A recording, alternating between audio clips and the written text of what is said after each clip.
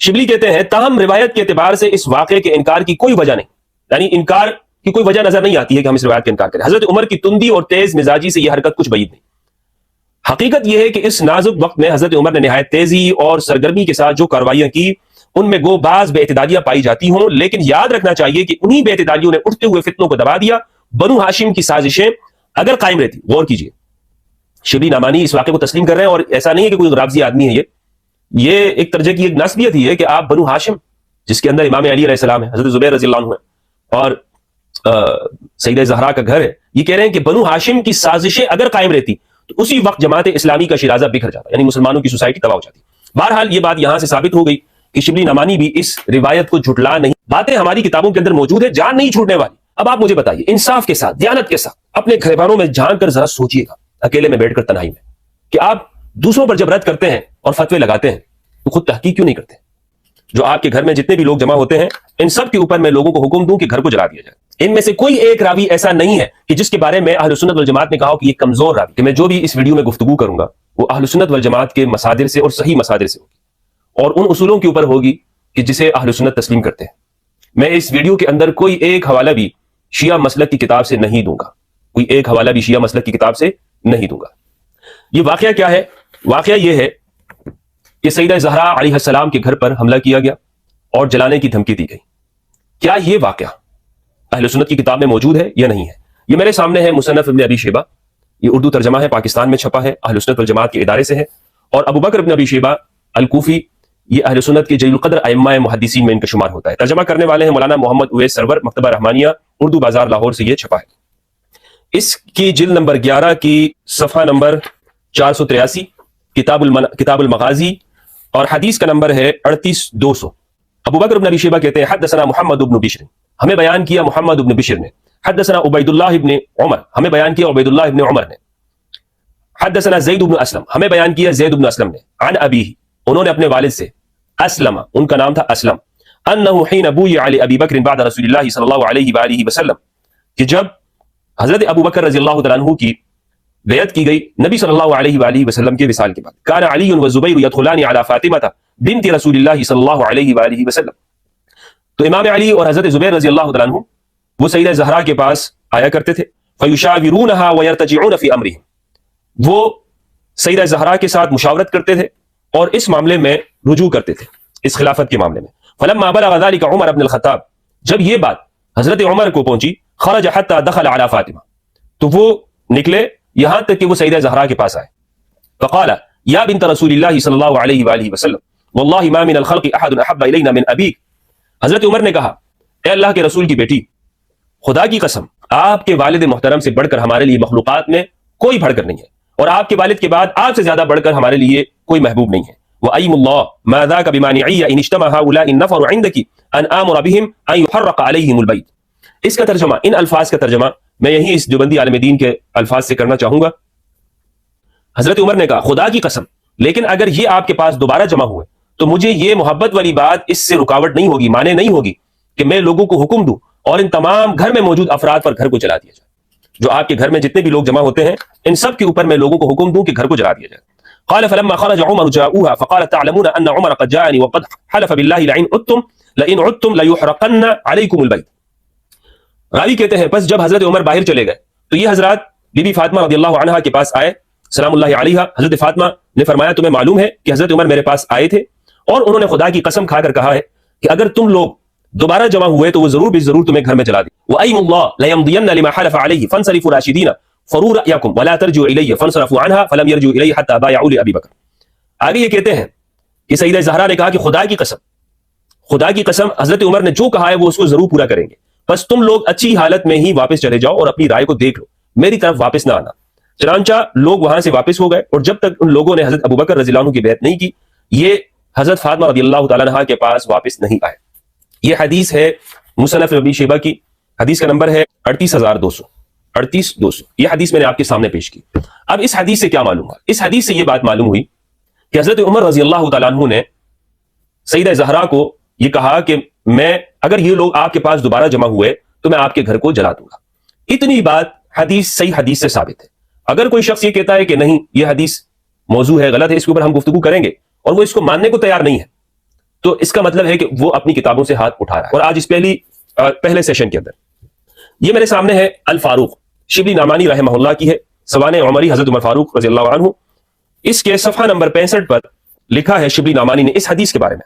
اس حدیث کے بارے میں وہ لکھتے ہیں، ابن ابی شیبہ نے مصنف میں اور علامہ طبری نے تاریخ کبیر میں یہ روایت نقل کی ہے کہ حضرت عمر نے حضرت فاطمہ کے گھر کے دروازے پر کھڑے ہو کر کہا، اے اللہ کے رسول کی بیٹی، خدا کی قسم آپ ہم کو سب سے زیادہ محبوب ہے، تاہم اگر آپ کے ہاں لوگ اسی طرح مجمع کرتے رہے تو میں ان لوگوں کی وجہ سے گھر میں آگ لگا دوں گا.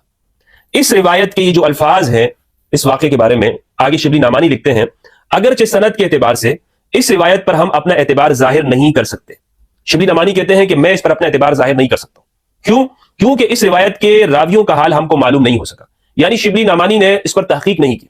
شبلی نعمانی نے یہ نہیں کہا کہ یہ حدیث صحیح نہیں ہے، وہ یہ کہتے ہیں کہ مجھے نہیں معلوم ہوا، تو ان کو نہیں معلوم ہوا ہوگا، انہوں نے ان کے راویوں کی تحقیق نہیں کی ہوگی. ہم اس ویڈیو کے اندر راویوں کی تحقیق کریں گے اور معلوم کریں گے کہ آیا یہ راوی درست ہیں یا یہ راوی جھوٹے ہیں، شیعہ، رافضی، دجال قسم کے راوی ہیں، یا یہ معتبر درجے کے راوی ہیں. شبلی کہتے ہیں تاہم روایت کے اعتبار سے اس واقعے کے انکار کی کوئی وجہ نہیں، یعنی انکار کی کوئی وجہ نظر نہیں آتی ہے کہ ہم اس روایت کا انکار کریں. حضرت عمر کی تندی اور تیز مزاجی سے یہ حرکت کچھ بعید نہیں. حقیقت یہ ہے کہ اس نازک وقت میں حضرت عمر نے نہایت تیزی اور سرگرمی کے ساتھ جو کارروائیاں کی ان میں گو بعض بے اعتدالیاں پائی جاتی ہوں، لیکن یاد رکھنا چاہیے کہ انہی بے اعتدالیوں نے اٹھتے ہوئے فتنوں کو دبا دیا. بنو ہاشم کی سازشیں اگر قائم رہتی، غور کیجیے، شبلی نعمانی اس واقعے کو تسلیم کر رہے ہیں، اور ایسا نہیں ہے کہ کوئی رافضی آدمی ہے، یہ ایک درجے کی ایک نسبیت ہی ہے کہ آپ بنو ہاشم جس کے اندر امام علی علیہ السلام ہے، حضرت زبیر رضی اللہ عنہ ہے اور سیدہ زہرا کا گھر ہے، یہ کہہ رہے ہیں کہ بنو ہاشم کی سازشیں اگر قائم رہتی تو اسی وقت جماعت اسلامی کا شیرازہ بکھر جاتا، یعنی مسلمانوں کی سوسائٹی تباہ ہو جاتی. بہرحال یہ بات یہاں سے ثابت ہو گئی کہ شبلی نعمانی بھی اس روایت کو جھٹلا نہیں رہے، بلکہ وہ کہتے ہیں مجھے راویوں کے حالات معلوم نہیں ہے، لیکن حضرت عمر سے یہ بعید نہیں ہے. اب اس روایت کے راوی کون کون سے ہیں یہ راوی میں آپ کو بتاتا ہوں، آپ یہ راوی نوٹ کر لیجئے گا اور پھر ہم ان راویوں کے حالات ڈھونڈنے کی کوشش کریں گے کہ یہ راوی کس درجے کے ہیں. نمبر 1 ہے محمد ابن بشر، محمد ابن بشر. نمبر 2 ہے عبید اللہ ابن عمر. نمبر 3 ہے زید ابن اسلم. نمبر 4 ہے اسلم مولا عمر. یہ 4 راوی ہیں، یہ کس درجے کے ہیں؟ اچھا خود راوی جو ہے ابو بکر ابن ابی شیبہ بھی ہے مصنف، تو 5 ہو گئے. ابو بکر ابن ابی شیبہ جنہوں نے اپنی کتاب کے اندر اس کو ذکر کیا. نمبر 2 محمد ابن بشر. نمبر 3 عبید اللہ ابن عمر. نمبر 4 زید ابن اسلم. نمبر 5 اسلم مولا عمر، حضرت عمر کے غلام تھا. اب یہی جو سند ہے جو مصنف ابی شیبہ کے اندر ہے، یہ راوی میں آپ کو دکھاتا ہوں کہ یہ راوی بخاری مسلم کے اندر موجود ہے. لوگ کہہ سکتے ہیں نا کہ یہ راوی اس طرح سے وغیرہ، اور جب بخاری مسلم کی بات آ جائے تو کوئی شخص بھی انکار نہیں کر سکتا، کوئی یہ نہیں کہہ سکتا کہ جناب نہیں یہ تو کمزور درجے کے راوی ہیں، یہ ہو ہی نہیں سکتا. اس لیے کہ بخاری مسلم کے راویوں کے بارے میں ہمارے لوگوں کا کہنا ہے، ماننا ہے کہ اس میں کوئی کمزور راوی موجود نہیں ہے، کوئی کمزور راوی موجود نہیں ہے. صحیح مسلم کی حدیث نمبر ہے 7335، کتاب الفتن ہے. کہتے ہیں حدثنا ابو بکر ابن ابی شیبہ، بالکل وہی الفاظ ہیں، ابن ابی شیبہ جو یہ صاحب المصنف ہے، ان سے روایت نقل کر رہے ہیں کون؟ مسلم الحجاج القشیری رحمہ اللہ. تو ابو بکر ابن ابی شیبہ کا جو درجہ ہے وہ آپ کو معلوم ہو گیا، کس کے راوی ہیں؟ یہ بخاری مسلم کے. حدثنا محمد ابن بشر، یہ بھی یہاں پر آ گئے صحیح مسلم کے اندر. حدثنا عبید اللہ ابن عمر، یہ عبید اللہ ابن عمر یہ بھی یہاں پر آ گئے. عن نافع عن ابن عمر، سند کے اندر دیکھیں یہ راوی یہاں پر موجود ہے. تو صحیح مسلم کے اندر یہ روایت موجود ہے، اور یہ روایت کیا ہے؟ روایت یہ ہے، ابن عمر نقل کرتے ہیں نبی صلی اللہ علیہ وآلہ وسلم، نبی صلی اللہ علیہ وآلہ وسلم سے قال لتقاتلن اليهود، تم ضرور یہود سے قتال کرو گے. فلا تقتلنهم حتى يقول الحجر یا مسلم هذا يهودي فتعال فاقتله. یہ مشہور روایت ہے، ہمارے ہاں بیان کی جاتی ہے یہودیوں کی مذمت میں. کہتے ہیں کہ رسول اللہ صلی اللہ علیہ وآلہ وسلم نے فرمایا کہ تم یہود کے ساتھ ضرور قتال کرو گے، اور تم انہیں قتل کرتے جاؤ گے یہاں تک کہ پتھر بھی کہے گا اے مسلمان ادھر آؤ، یہ یہودی ہے، آ جاؤ اور اس کو مار دو.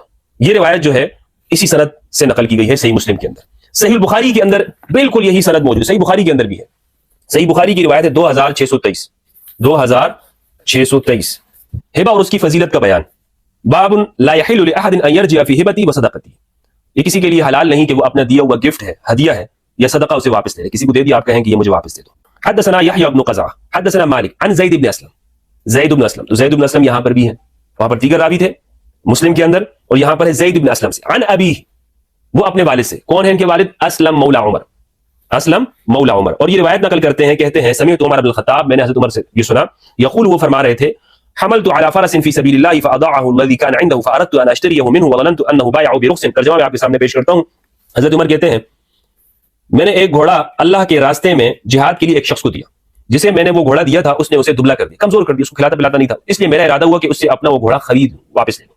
میرا یہ بھی خیال تھا کہ وہ شخص وہ گھوڑا سستے داموں پر بیچ دے گا, لیکن جب میں نے اس کے بارے میں نبی کریم صلی اللہ علیہ وآلہ وسلم سے پوچھا تو آپ نے فرمایا تم اسے نہ خریدو, خواہ تمہیں وہ ایک ہی درہم میں کیوں نہ دے, گفٹ دے کر پھر اسے خریدو نہیں, واپس نہ لو, کیونکہ اپنے صدقے کو واپس لینے والا شخص اس کتے کی طرح ہے جو اپنی ہی قے خود چاٹتا ہے, دے کر مال واپس لے لینا. تو اس میں زید بن اسلم سے روایت ہے اور وہ اپنے والد سے روایت نقل کرتے ہیں. یہ بخاری کے اندر موجود ہے یہ راوی, مسلم کے اندر بھی یہ راوی موجود ہے. اب آپ مجھے بتائیے انصاف کے ساتھ, دیانت کے ساتھ, اپنے گھریبانوں میں جان کر ذرا سوچیے گا اکیلے میں بیٹھ کر تنہائی میں, کہ آپ دوسروں پر جب رد کرتے ہیں اور فتوے لگاتے ہیں تو خود تحقیق کیوں نہیں کرتے؟ مجھے بتائیے کہ یہ جو راوی ہیں یہ بخاری مسلم کے ہیں یا نہیں ہیں؟ بخاری کے اندر بھی ہیں, مسلم کے اندر بھی ہیں, تو یہ سند کیسے کمزور ہو گئی؟ کیسے آپ یہ کہتے ہیں کہ یہ واقعہ سرے سے ہوا نہیں ہے؟ جو لوگ ہمارے ہاں, میری بحث ہوتی ہے, گفتگو ہوتی ہے, لیکن میں انسلٹ نہیں کر رہا. لوگ آپ کو پھر یہی بات کرتے ہیں جب آپ تحقیق کی بات کریں یا بخاری مسلم سے آپ حوالے پیش کریں تو لوگ آپ کے سامنے فوراً آ کے بات کرتے ہیں جناب یہ شخص رافضی ہے. بھائی کس بنیاد کے اوپر آپ دوسرے کو رافضی کہہ رہے ہو؟ کس وجہ سے آپ رافضی کہہ رہے ہو؟ کیا آپ کے پاس ثبوت ہے؟